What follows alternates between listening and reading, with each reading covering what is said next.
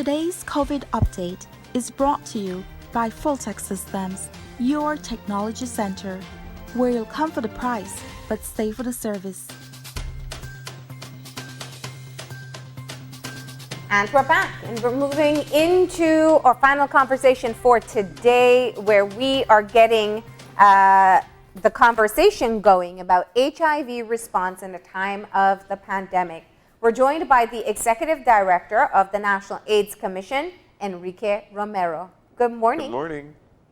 Hi, good morning, Marlene. Good morning, Gavin, and good morning to our listeners and viewers across the country. No? Good morning. Right.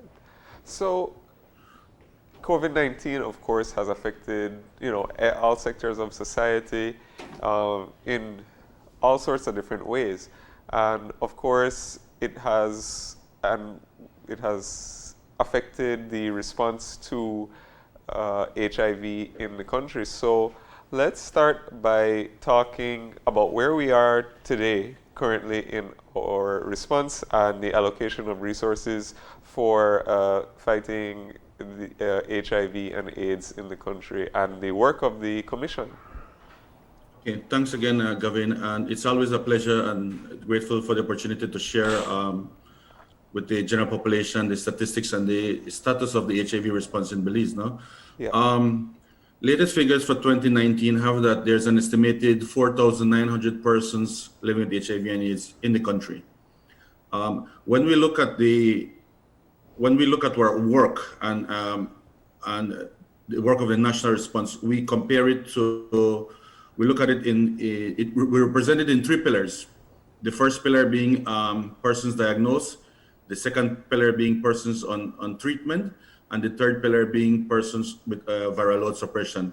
And that is in alignment with UNAIDS 1990 goals by 2020 and 95 goals by 2030.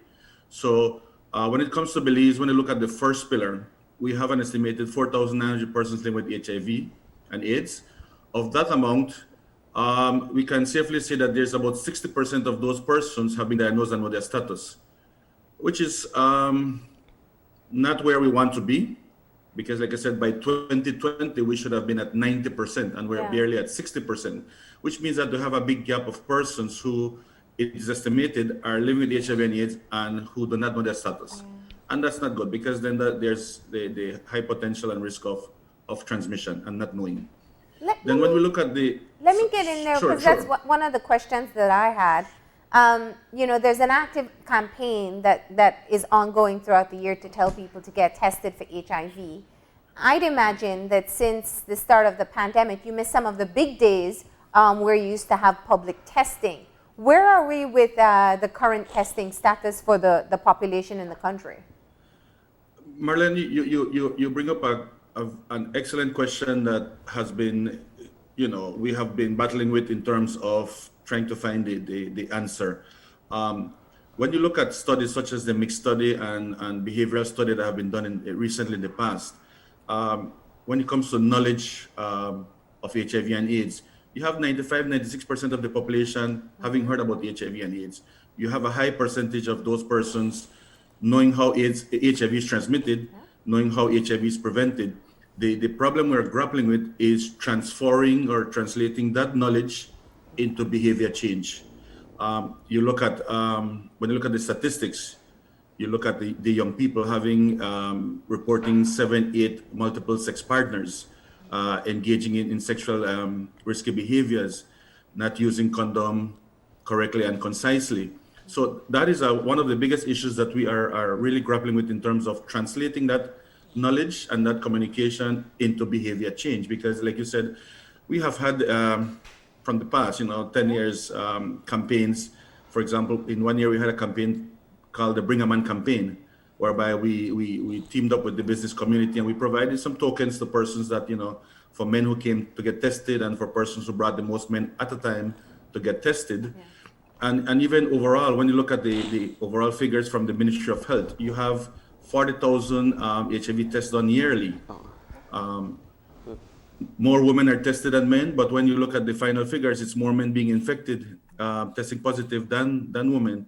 So that's an area that we are grappling with in terms of trying to find innovative ways to to reach the hard to reach populations, because again, our data is showing us that 2 of every 3 new infections occur in men who have sex with men.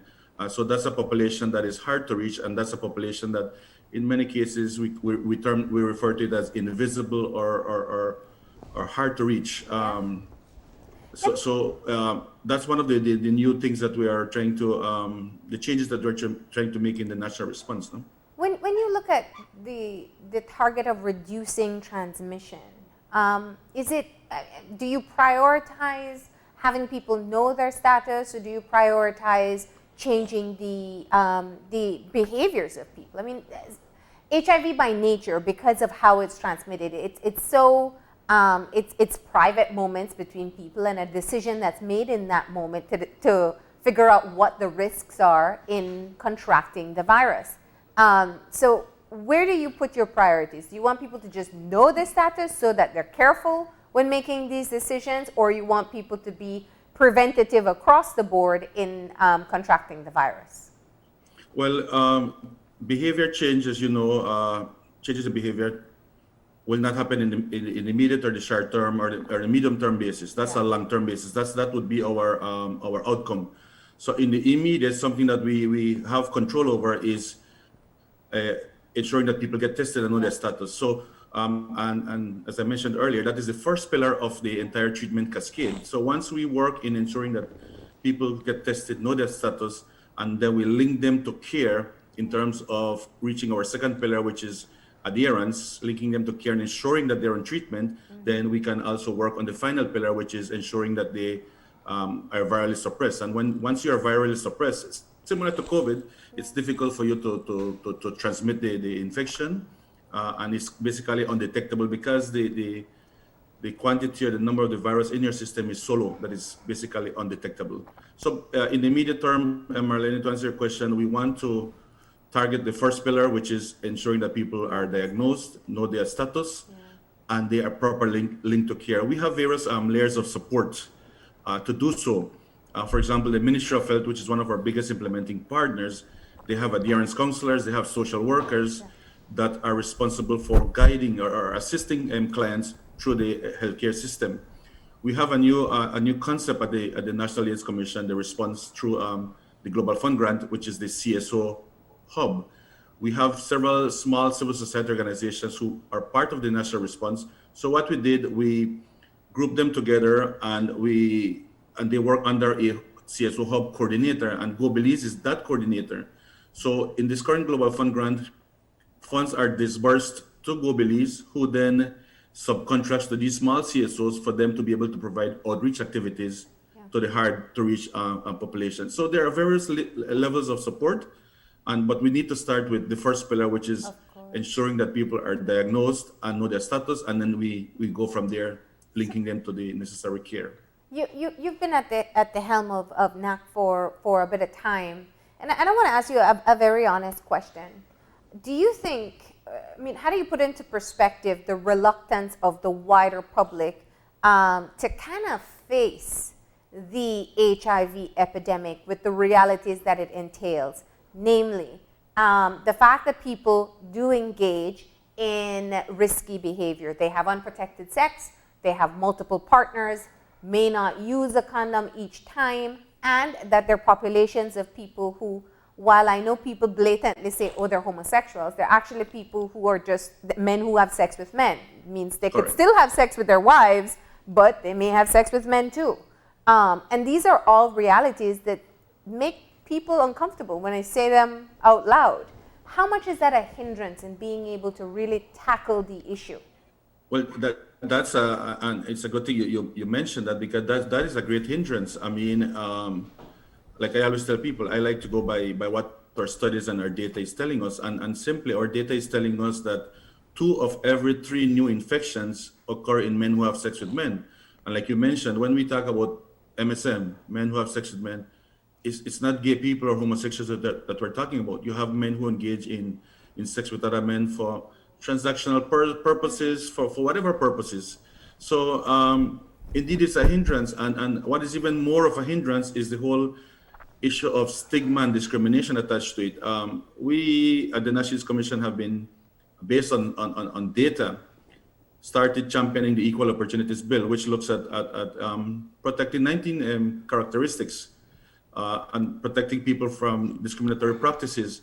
And we receive a lot of backlash and a lot of opposition from various sectors of the country. So we need to be cognizant of what the data is showing us. We need to be cognizant of the fact of the realities, like you mentioned, and studies have been showing this, especially young people. There was a study, I think, a couple of years ago, where the sexual debut is about 14, 15 years. Some people may not want to believe that, but that's the fact, that we have children as young as 13, 14 engaging in sexual activities. So how do you ensure that these young people do not get infected, not only with HIV, but with other STIs, So Yeah. it's and that's why I mentioned we had a public-private partnership forum a few weeks ago, and I mentioned to them that HIV/AIDS is everybody's business. We cannot continue to have the mentality that when you hear AIDS, it's AIDS Commission, it's Ministry of Health. It's everybody's business. Parents, the private sector, the schools, the churches, the entire, all sectors of our country should be concerned about HIV and AIDS. And, having said that, we're seeing transmission as young as, 13 and 14 years old, can you, for our viewers, paint a picture and give some more details about the demographics in terms of age, and also in terms of, areas of the countries that are, being affected by, the rate of transmission? Great, and thanks, Gavin. And these are alarming. For the past 5, 6, 7 years, we have noticed the same trends. As a matter of fact, between 2010 and 2018, Belize experienced an increase of 7% in HIV infections in the adult population. And this was a complete opposite to what was taking place in the Caribbean region, where the Caribbean region saw decreases in new infections in the adult population, where Belize saw an increase of 7%. On an annual basis, Marlene and Gavin, and this is alarming, I've been mentioning it, that we have over 200 new infections yearly for the past 7, 8, 9 years. So imagine every year, 250, 230, 240 new infections. And on an annual basis as well, we have an average of 105 persons dying from AIDS-related causes. So those numbers reflect the true reality that people maybe fail to see or may not want to accept, So those trends are not good. Yeah, undoubtedly, science has come a long way with specifically with looking at how we deal with HIV. I think you outlined it before. If you get infected, you can be treated. If you maintain your treatment, you can reach the point where your viral load, the amount of virus in your body, can become undetectable. And these are all things that you can work towards. Do you think sometimes that because people know it's treatable, that they think of it less, they think less of consequences? I don't think so, Marlene. It's for example, high blood pressure, hypertension. I'm a hypertensive person. When I go to the doctor, don't eat salt, don't eat this, and that. And I still do, and I know the consequences. So it's like I said earlier, it's ensuring that we try in the best way possible through innovative service delivery models to ensure that that knowledge is translated into behavior change, so that people can really understand the significance of and the impact of that the disease is having on our young people. And I just wanted to mention also earlier, when Gavin asked about the demographics and so forth, when you look at the data, Marlene and Gavin, the age range that is most severely affected by HIV and AIDS new infections is the age range of 25 to 49. Almost 80%, over 80% of the new infections yearly is within the age range of 25 to 49, and that's when our people are in the prime of their of employment, of productivity. And we So- still know that there is we've had so many conversations right here on the show, we still know that there's a great deal of stigma that people, and discrimination that people experience. I mean, you're talking about job loss, you're talking about lack of opportunities, being ostracized by their families. And these are all still things that people face in Belize. It makes your task seem even more challenging, right? That's correct. And you mentioned just now the fact that science has come a long way, and HIV can be treated so that it does not develop into AIDS, and you can live basically longer years if you're in treatment. But we need to also, and I just want to sum this off to the general public. It's not only about the medication. There are several social determinants that can assist a person or a family or a community that is battling with this disease. As you mentioned earlier, job opportunities. We have heard cases. People have called us, saying that they were working, and because someone saw them taking pills and started inquiring, and they found out that the person HIV positive, they were dismissed or relieved from their job. We have heard of tenants, landlords evicting their tenants because of their sexual orientation or because they think that the person is HIV. Persons going for a loan to study or to build a house. We all know that when it comes to loans, the banking sector would want to insure you in the event that something happens. And when you're insured, HIV tests is part of the overall physical and blood works, and then you're denied that opportunity. So it goes beyond, and I just need to sum this up, it goes beyond just taking a pill or two pills on a daily basis. It has to be comprehensive, and it has to include, it includes the social aspects as well, And what about testing? With what we saw last year, what was the rate of testing? Well, like I said, on an annual basis, when you combined testing by the Ministry of Health, civil society, well, unfortunately, due to the pandemic, we were unable to host our National Testing Day in June and World AIDS Day testing in December. But on an annual basis, an average of 40,000 tests are done countrywide. And again, coming out of those 40 tests, we have 250 new infections, and 80% of those infections are in the age range of 25 to 49. And the districts with the highest disease burden from the start of the epidemic in Belize, where we have been tracking it, has been the Belize district, followed by the Cayo district, and then the Stan Creek district. So those three districts have ranked at the top three with the highest disease burden. So our activities, our Global Fund grant activities are focused in those three areas. In those three areas. And in the National AIDS Commission, you're a coordinating body. You work with different agencies that do reach out maybe directly to the population or offer health services to the population. Has it been difficult to get more people tested, to reach your three targets, get more people tested, get more people on medication, and get people adhering to the treatment? It has, and like I said, one of the biggest hindrances has been the whole issue of stigma and discrimination. I mean, and even when we were having our national testing days and World AIDS days, we reach out to a lot of people, but the people that we reached out to and that came for tested are not the people that we want to come and get tested. The people that came to get tested are people that maybe positively should know that they are taking care of themselves, that they're not engaging in risky behavior, so they come for the test.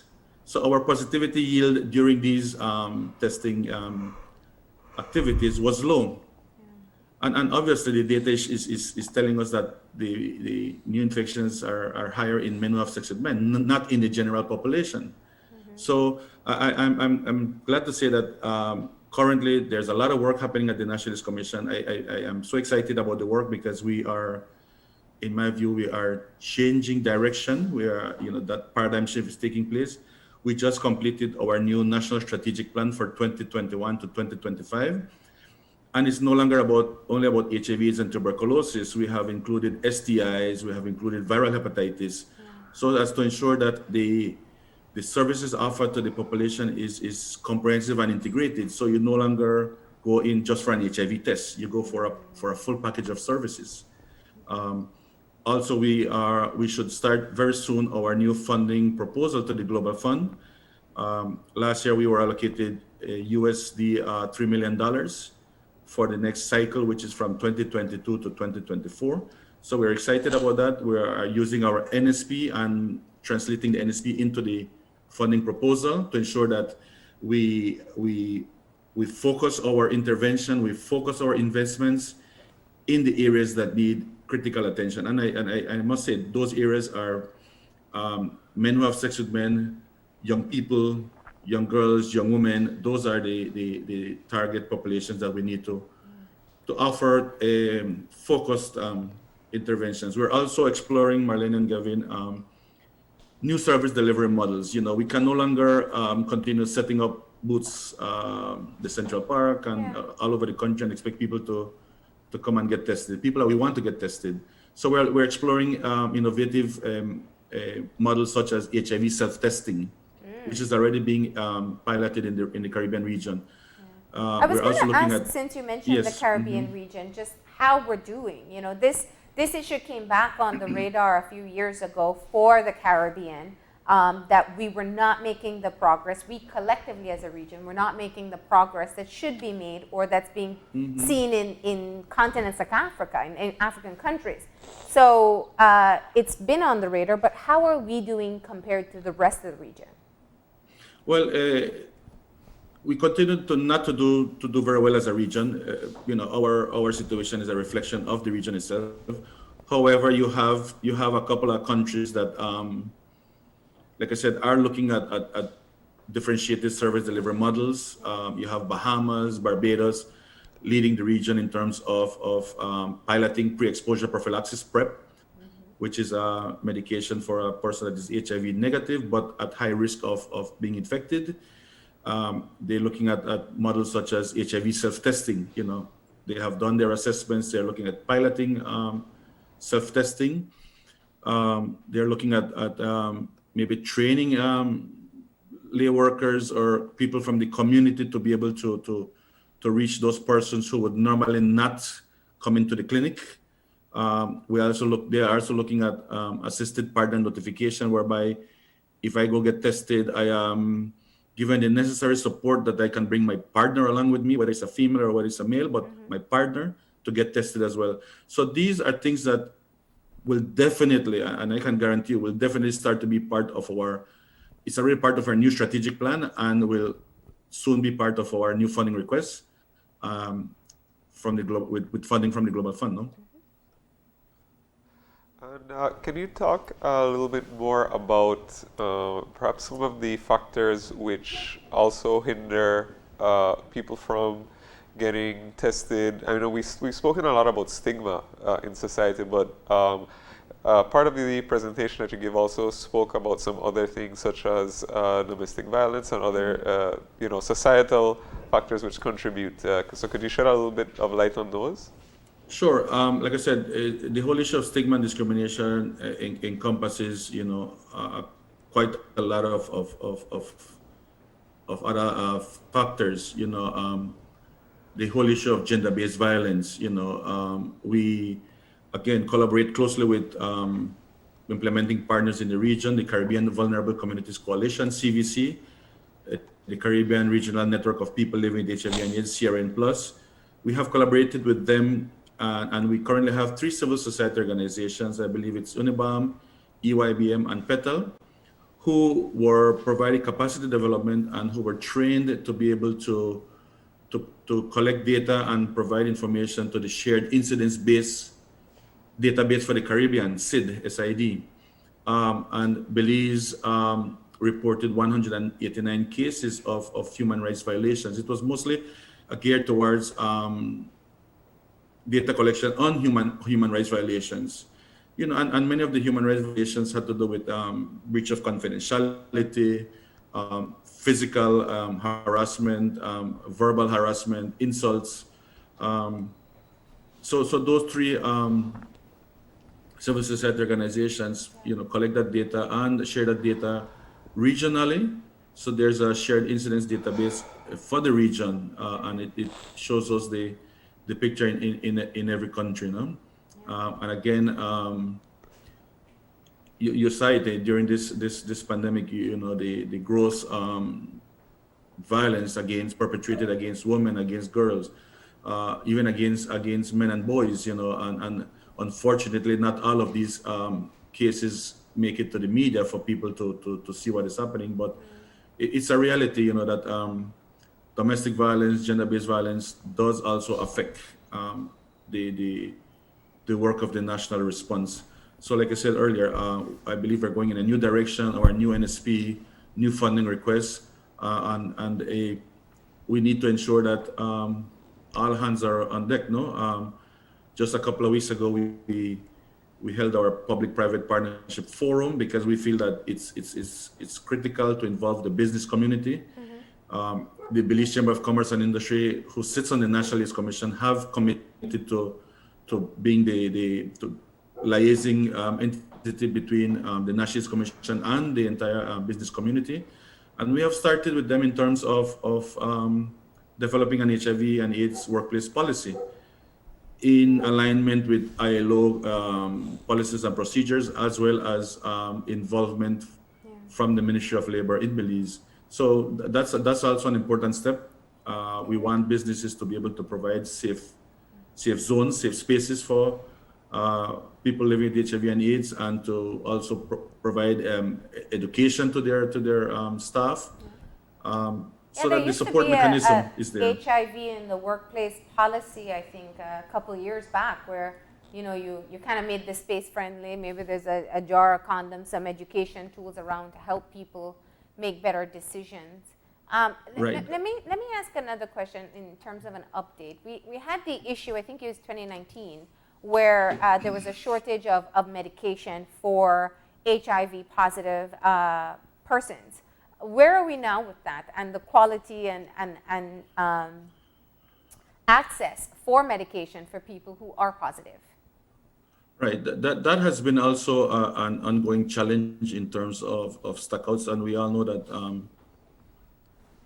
it's detrimental, when we have stockouts and a client goes for the medications and they're told that they're none and they need to come back, or they're given something else. That's an area also that, in close collaboration with the Ministry of Health and the Pan American Health Organization, PAHO, we have addressed. The Ministry of Health has is now back in discussions with PAHO in terms of being part of the PAHO strategic fund and the pooled procurement facility that PAHO has, whereby we no longer need to purchase directly from countries like India, where it takes forever for the medication to get to Belize. We're trying to do it now through the PAHO Strategic Fund, where PAHO purchases in bulk for many countries, and Belize is one of the countries that benefits, and we benefit from buying in large quantities. So the prices through the PAHO Strategic Fund are also much more reasonable, no? So that's a change that we have been making as well, because we're cognizant that there have been stockouts over the years. But like I said, we have been purchasing. The Ministry of Health has been purchasing directly through companies from India. And again, with the pandemic, it was difficult to get the medications to Belize. So that has been quite a challenge. And we hope that working closely with PAHO through their policies and their structures, then that can be averted, no? So for people who are watching who have now been convinced perhaps to go out and get tested, where are the services available and what's the cost? Okay. The HIV testing services, as a matter of fact, we I think it was a couple of years ago, we developed in collaboration with LXJ, I believe, we developed an HIV services app, which is available on Android and Apple devices. And once you're trying to find a testing service, you go to the app, and it locates the nearest testing service for you, and I believe a map pops out that gives you direction to get from where you currently are to the nearest testing site. But testing is done at the Ministry of Health medical facilities. It's also done at BFLA. I believe at the medical facilities from the Ministry of Health it's free of cost. I believe BFLA there's a small fee that is charged. We also have Marlene, like I mentioned earlier, the Civil Society Hub. So the Civil Society, they also conduct HIV testing free of cost. And what is even more important is that our civil society partners are not only waiting for people to come and get tested, but they are going to the populations that we believe need to get tested. So it's a provider-initiated testing and counseling rather than voluntary where people come in. So that's another area that we're trying to improve rather than wait for people to come. Through our civil society, we're going to the populations that want to be tested. The MSM, sex workers, young people, transgender persons, and other persons who are most at risk, including prisoners as well, who are considered as vulnerable groups as well. No? All right. Well, Enrique, thank you for providing the update for us today. Of course, we know this is a very important topic to have year-round. We can get control of the situation and reduce the number of new infections, but it does take continued education and effort. So thank you. You're welcome. And again, thanks for the opportunity to be able to provide this information to our public. No? All right. And with that, we're going to go ahead and take our final break. And when we come back, we'll have our wrap-up. So stay tuned. This COVID update was brought to you by Fulltech Systems, your technology center, where you'll come for the price, but stay for the service.